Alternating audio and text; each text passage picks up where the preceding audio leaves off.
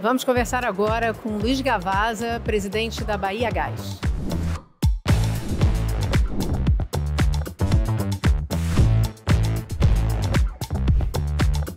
Gavazza, obrigada por estar mais uma vez com a gente.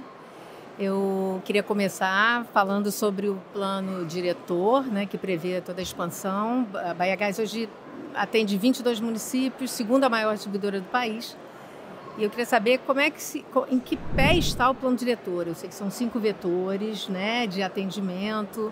Queria que você me falasse sobre isso. Em que pé estamos na expansão?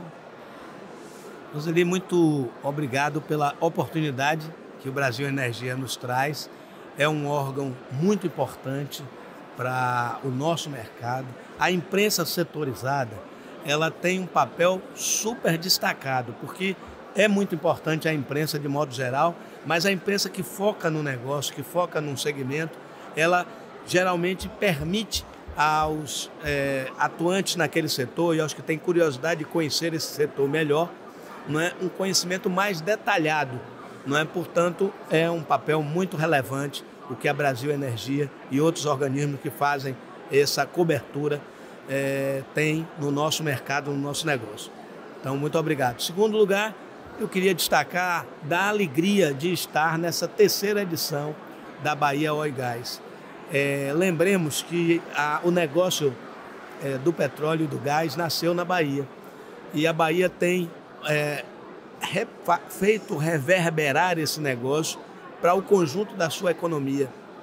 Aqui na Bahia, a gente tem visto, e essa feira expressa isso, a vitória que foi reforçar o papel da Petrobras, maior empresa nacional, no mercado de gás especialmente, mas no segmento de petróleo e gás, a colocação pela ANP para o mercado dos poços e campos maduros e marginais, que não eram economicamente viáveis para a Petrobras, com investidores, empresas de porte menor, são produtores independentes, e como isso fez a economia do petróleo e do gás no nosso país evoluir, se recuperar. A Bahia é provavelmente o melhor espelho disso. A gente tem hoje no nosso portfólio de suprimento 9 supridores, com 14 contratos. Estamos em vias de assinar com o 10º supridor. E é importante expressar isso, porque isso acaba mostrando a vitória que foi essa diretriz do nosso governo estadual e do governo do país, né? Quando a gente vai buscar o gás do produtor independente, a gente monetiza o gás, a gente permite a dinamização da indústria do petróleo e do gás, e todos ganhamos. Os estados, o município que arrecada mais, criam-se mais empregos, movimenta-se a indústria local, o comércio local, as residências que são colocadas à disposição para aquisição ou locação dos trabalhadores que vão focar-se naquele negócio, naquela região. A gastronomia da região é movimentada, a hotelaria de modo geral, porque há também aqueles que visitam a região e passam a região não de forma permanente. Enfim, tudo, maquinário, quem tem, indústrias locais, uma movimentação econômica importante. E a gente vê isso expresso aqui na feira, quando o principal patrocinador da feira esse ano é a PetroRecôncavo, com seus 25 anos, 5 anos menos do que a Bahia Gás, mas dando igualmente importantes contribuições para nosso mercado do gás natural. E eu destaco que a Petrobahia foi a 2ª empresa a construir uma UPGN, que assim, para que facilitemos a vida do leitor e do ouvinte que nos acompanhe, do espectador que nos acompanhe, é importante falar que a UPGN é como se fosse a refinaria do gás, é a estação de tratamento do gás natural. E ela sempre foi feita pela Petrobras, que é a maior player do mercado.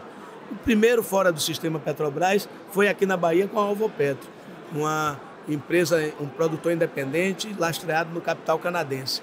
E a 2ª da PetroRecôncavo. Portanto, isso expressa de forma cabal a vitória desse tipo de movimento. Portanto, isso nos alegra muito. E para te responder diretamente, de fato, para enfrentar a concessão de atuar com gás natural, que é um serviço de exclusividade dos estados locais, quando a Constituição de 88 separou o negócio do gás do negócio do petróleo, passaram a ser dois negócios, e a movimentação do gás natural passa a ser da titularidade dos estados. E os estados compõem as suas empresas, em geral empresas de economia mista, com um perfil como a nossa, que até 2 anos atrás tinha 3 sócios, o estado local, o estado da Bahia, a Petrobras, que era o player que atuava no setor, né? Já tinha expertise no setor, e também a Mitsui Gás e Energia do Brasil, que é aquela que sucedeu a Enro e a OAS lá no início, quando adquirindo os ativos da Enro, passou a contribuir firmemente pela dinamização do nosso negócio. Os estados criaram empresas semelhantes. Hoje a Bahia Gás tem só 2 sócios, o estado da Bahia e a Mitsui Gás e Energia do Brasil, porque a Petrobras, naquele movimento anterior de desinvestimento, colocou as ações da Gaspetro à disposição do mercado, e o estado da Bahia, entendendo como um negócio extremamente importante e estratégico, porque energia é um insumo imprescindível ao desenvolvimento. Não se mantém os negócios aqui instalados, não se atrai novos negócios, não se amplia os que já estão instalados se nós não tivermos energia, água e infraestrutura, não é? E, portanto, o governo, que compreende que a energia é estratégica, viu na manutenção e ampliação da sua força na Bahia Gás um movimento fundamental para que a Bahia Gás e o fornecimento do gás natural sejam indutores do desenvolvimento, da ampliação do desenvolvimento e, mais do que isso, do espraiar do desenvolvimento pelo conjunto do Estado, um território maior do que a França, não é? Portanto, um grande Estado em termos de área, não é? E também, portanto, importante situar dentro dele uma economia diversificada como é a nossa, que é o segmento industrial mais diverso fora do eixo Sudeste-Sul, não é? Lembremos que o polo industrial de Camaçari, que é o maior polo industrial nosso, começou como polo petroquímico. Então a gente tem aqui a indústria química e petroquímica, que usa de forma intensiva o gás natural e que é muito sensível aos preços e às condições de atendimento do gás natural, porque os seus produtos são competitivos no mercado internacional se apresentarem, não é, boas condições de competitividade. O insumo gás natural está no centro dessa operação. Então, atender a um Estado com essa complexidade, com essa diversidade econômica e com a extensão territorial que ele tem exigido muito de nós, mas é do negócio. Então nós estamos fazendo agora o 3º movimento de interiorização, que eu chamo, porque anteriormente nós, concentrados na região metropolitana de Salvador e no litoral, fizemos 2 movimentos, o de ir até Alagoinhas, que é, por assim dizer, a capital do território litoral norte e agreste baiano, mas ficamos ali. Fomos até Feira de Santana, que é a capital do Portal do Sertão, mas ficamos ali, não é? E no momento em que a Petrobras concluiu o último grande duto de transporte de gás natural no Brasil, o gasoduto Gazene, ligando o Sudeste, que principalmente com a produção do pré-sal, tendo gás abundante, pós-sal, pré-sal, Bacia de Santos, Bacia de Campos, não é? Esse gás abundante pode vir para o Nordeste pelo Gazene, que se integrou aqui com o gasoduto Nordestão, que interliga os estados do Nordeste. Portanto, com esses atributos e essas vantagens competitivas, a gente fez um 2º movimento de interiorização, mas ainda no litoral, que foi ir à região sul e extremo sul do estado. Agora nós estamos fazendo o que eu chamo de 3º movimento, que é ir ao sudoeste da Bahia. Nós estamos construindo, estamos em estágio avançado da construção do maior gasoduto de distribuição do país, que é o projeto Gás Sudoeste.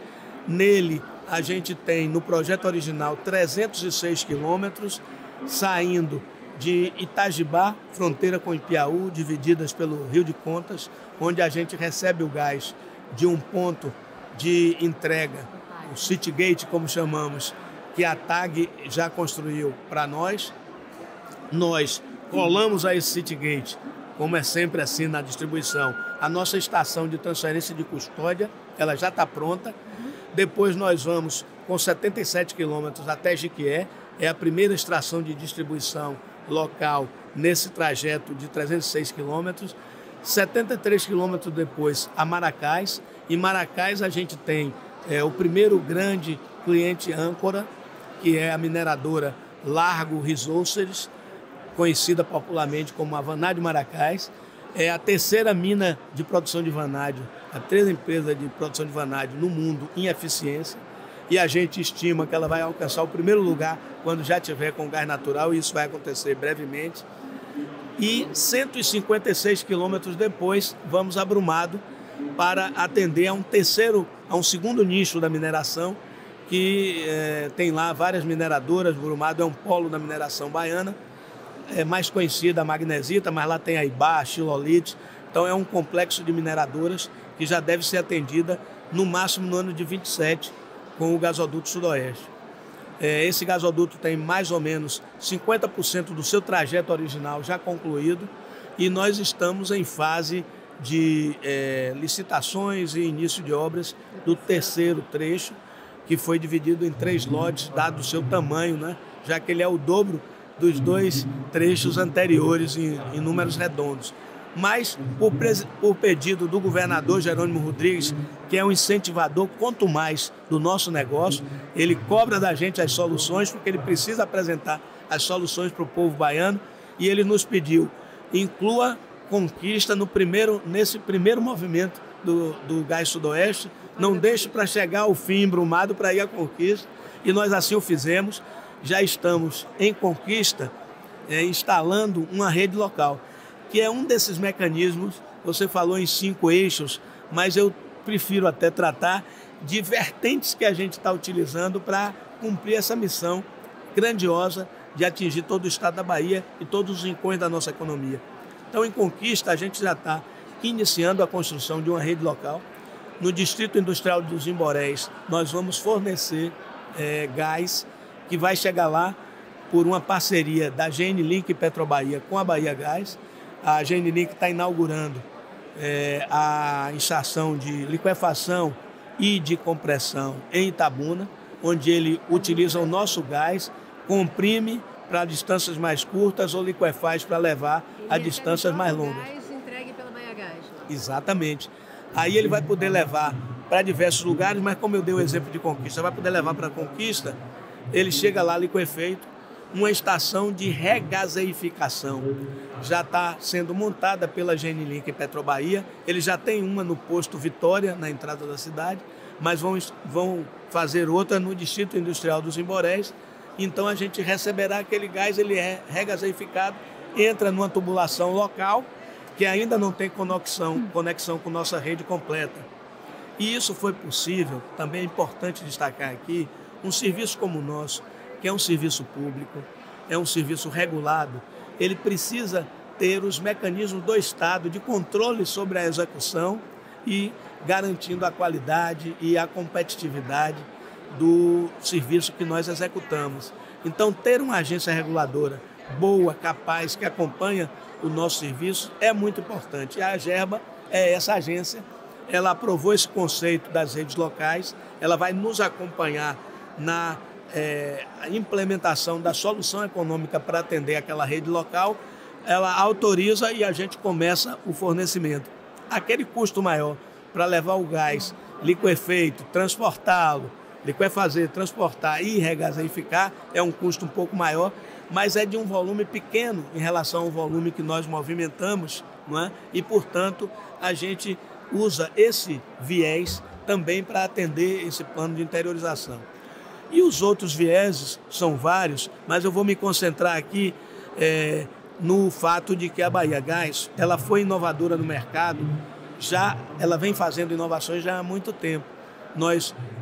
Essa aquisição do gás dos produtores independentes é importante, porque primeiro foi aqui, E hoje a gente tem 71% do gás que nós adquirimos para atender aos clientes contratados oriundo do onshore, da produção em terra. 58,5% desse volume é do onshore baiano.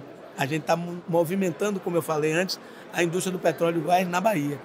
E o restante vem da Bacia Potiguar e da Bacia Alagoana, porque a PetroRecôncavo tem produção na Bacia Potiguar e a origem tem na Bacia Alagoana. Mas esse dispositivo das chamadas públicas a gente fez lá em 2017 com a cara e a coragem. Inauguramos esse modelo. Naquele momento ele não foi vitorioso. A Petrobras continuava a ser a única que apresentava condições de competitividade para o fornecimento. Mas ele gerou frutos e hoje a gente pode estar dizendo o que eu acabei de te relatar aqui. O outro fato é que essa chamada pública passou a ser usada pelo mercado e ser cobrada pelos órgãos reguladores em diversas situações. A gente também abriu chamadas públicas, tanto para atender essas redes locais, como também para que a gente adquira biometano, que é uma outra novidade que eu queria lhe trazer aqui. Vocês vejam que quando a gente enfrenta a vida nas cidades médias e grandes, especialmente numa economia diversa como a nossa, que tem um outro segmento que a gente não atende ainda, que é o agronegócio, você tem resíduos sólidos urbanos, você tem o esgotamento sanitário, o lodo do esgotamento sanitário, você tem os resíduos agrícolas, não é? É o caso lá da região norte do nosso país. A gente tem também os resíduos agro-silvo-pastoris. Tudo isso pode produzir biogás. E esse biogás tratado vira o biometano. Então a gente fez uma chamada para biometano e já da região norte vem uma primeira proposta que é interessante e que vai entrar agora nas tratativas comerciais, quando a chamada for concluída. Um consórcio formado pela Agrovale e pela Geomit apresentou uma proposta a nós e, repito, vamos entrar nas tratativas comerciais. Pode ser que a gente tenha, em até 2 anos, a instalação de uma primeira microrregião verde, porque, ao mesmo tempo que a gente está tratando esses resíduos que são danosos à sociedade, são fruto da vida da sociedade em cidades grandes, não é? Como as nossas, e também em economia diversificada, que tem o agronegócio, tudo isso precisa ser resolvido, senão a gente tem lá resíduos que incomodam e que atrapalham e que dificultam a vida da população. Então a gente está resolvendo problemas sociais graves, está monetizando esse gás, está podendo atender a determinados segmentos da nossa economia. Esse projeto lá em Juazeiro nos é muito caro, a gente vai olhar e fazer as tratativas comerciais de forma muito determinada para que a gente consiga pôr de pé, mantendo a competitividade, a possibilidade do gás renovável. Então, o gás faz a transição econômica poluindo menos do que os demais combustíveis fósseis e se renova produzindo biometano. Essa chamada pública do biometano para Juazeiro foi anteriormente feita com a Copergás, uma chamada conjunta. Isso. Mas não prosperou a conjunta e a Baiagás manteve a sua, é isso? Na verdade, a chamada conjunta, compartilhada, como nós chamamos, ela é um instrumento de aproveitar aquelas melhores condições e sinalizar para o mercado a possibilidade de uma aquisição maior. Uma distribuidora sozinha precisa de X. As duas juntas podem ter X mais Y. Exatamente. Então, quando a gente atendeu a esse pedido da Copergás inicial, nós voltamos, refizemos a chamada para atender esses interesses.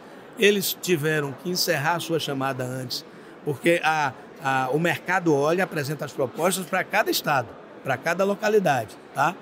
Então, depois seguem as negociações, cada distribuidora isoladamente com os proponentes que lhe apresentaram condições, propostas atraentes. A produção, fruto do que é estimado por esse consórcio, ela terá condições de atender a microrregião de Juazeiro, porque ali temos uma conurbação, não é? Juazeiro Petrolina, e a microrregião de Petrolina no lado pernambucano. Ocorre que a Copergás já tem hoje um fornecimento lá por GNL, e lá eles já têm as redes locais disciplinadas, estruturadas pela agência reguladora. Então, Cada estado tem suas realidades específicas. Eu acho que eles vão continuar dando andamento lá ao exame das propostas e corrigindo o que eventualmente lhes incomodou no processo original. De nossa parte aqui, tá todas as fichas postas na mesa para que a gente examine todas as propostas, não foi só essa, há propostas para produção de biometano na região metropolitana de Salvador. Aqui nós temos um aterro sanitário muito grande, uma cidade do porte de Salvador, que está entre a terceira e a quinta capital do Brasil em termos de população, portanto aí você tem uma movimentação também de resíduos urbanos forte. E de outras micro-regiões que têm a presença do agronegócio. Agora, recentemente, visitei o extremo sul do estado, lá o extremo sul fronteira com o noroeste de Minas, e vimos que a produção de cana, que a gente não tinha isso no radar, é muito forte, com a usina Santa Maria e 4 outras usinas que estão num perímetro de cerca de, no máximo, aí, 60 a 100 quilômetros uma da outra, o que permitirá eles fazerem uma espécie de consórcio também para construir uma proposta de atendimento à produção de biometano lá na região, quem sabe. Então, nós ficamos encantados com o que vimos. Essa Bahia é assim, diversa, diferente, com características muito, como é que eu diria, particulares de cada micro-região. E o estado da Bahia, e vale dizer que o nosso governador Jerônimo foi uma das pessoas que, quando o primeiro governo Lula começou, ele ajudou lá no governo central a desenvolver-se o conceito dos territórios de identidade. Então aqui a gente foca muito nos territórios de identidade para ver a vocação, né, daquela economia, daquele segmento econômico. Como é que isso se reflete na tarifa? A tarifa, ela permanece única mesmo com as redes locais? São absorvidos os custos? Você falou que são custos diferentes, mas que viabilizam o mercado nessas localidades. Como é que se comporta, no final das contas, na tarifa, esse investimento? Olha, hoje nós temos, é preciso resgatar isso, a tarifa mais competitiva do Brasil, que é fruto desse portfólio complexo, difícil de administrar, mas que o nosso time foi desenvolvendo know-how, tecnologia, e temos essa menor tarifa com a menor margem. De todas as distribuidoras do Brasil, a nossa é a menor margem. Nós compensamos a condição de continuar e ampliar os investimentos por causa do volume que nós movimentamos, mas nossa é a menor margem. Agora, vale dizer que nosso foco é manter a competitividade. Eu queria te trazer 2 exemplos que eu acho que ilustram melhor isso, até para que a gente faça o debate de forma mais racional, fraterna, não é? E de forma elucidativa. Os exemplos que eu quero trazer. Nós temos hoje o maior mercado livre do Brasil. A legislação em São Paulo, ela é de mais de 15 anos. A da Bahia tem cerca de 5 anos. E hoje e todo o Brasil reconhece, o maior mercado livre. Eu citava aqui no início, conversando aqui nos bastidores contigo, que a gente tem a refinaria Acelen, que consome cerca de 1.300.000 metros cúbicos dia. A gente tem a Termo Bahia, que é da Petrobras, consome cerca de 600.000 metros cúbicos em média porque ela não é despachada permanentemente. Temos também a Unigel Agro Bahia, antiga Fafem Bahia, que, para nossa alegria, estamos fechando essa semana não só com o êxito dessa feira, mas com a boa notícia de que a Petrobras, CGU e Unigel se entenderam e encontraram uma concertação econômica legal para repor de pé o negócio de produção de fertilizantes, que é muito importante para o Brasil. Então, esses 3 grandes clientes, a Fafem, quando voltar a operar, ela ela consome em torno de 1.200.000 metros cúbicos por dia. Então, nessa pegada rápida aí, você já vê mais 4 milhões de metros cúbicos, não é? E esse mercado livre é forte aqui porque nós temos condições operacionais e condições de preço de competitividade. Agora, tem um detalhe significativo que eu acho que complementa mais ainda o que eu quero trazer para ilustrar e para trazer números fidedignos ao debate. Nós temos o dispositivo do cliente híbrido. Só a Bahia tem. É o cliente que pode ter um contrato no mercado cativo, que eu não gosto muito dessa expressão, que ninguém está amarrado a nós completamente, mas que é assim que chamamos corriqueiramente, que é o cliente contratado pela distribuidora e que nós corremos o risco, contratamos o gás e corremos o risco para entregar-lhe. E temos o cliente do Mercado Livre, que ele compra seu gás, ele corre o risco e nós movimentamos o gás na nossa rede e nas nossas condições para ele. Então, tem esse cliente híbrido, tem cliente híbrido. Nós temos hoje 2 clientes híbridos, a Acelen e a Unigel Agrobahia. A Unigel, quando voltar a movimentar, ela tem contrato híbrido também. Eles estão querendo um pé no mercado contratado pela Bahiagás, por quê? Porque ele não é competitivo? Claro que não, porque nossos preços e nossas condições são vantajosas. Além disso, eu dou um outro exemplo. A Braskem é o maior consumidor industrial do Brasil. Nós queremos ter, mantemos e fizemos agora um acordo de mercado com a Braskem que é super importante para a nossa economia e para o nosso condomínio, porque manter consumindo e fiel ao nosso mercado um cliente do porte da Braskem facilita a vida de todo mundo, que é menor. A Braskem sozinha hoje, ela representa mais ou menos 1/4 do nosso volume diretamente atendido pela Bahiagás.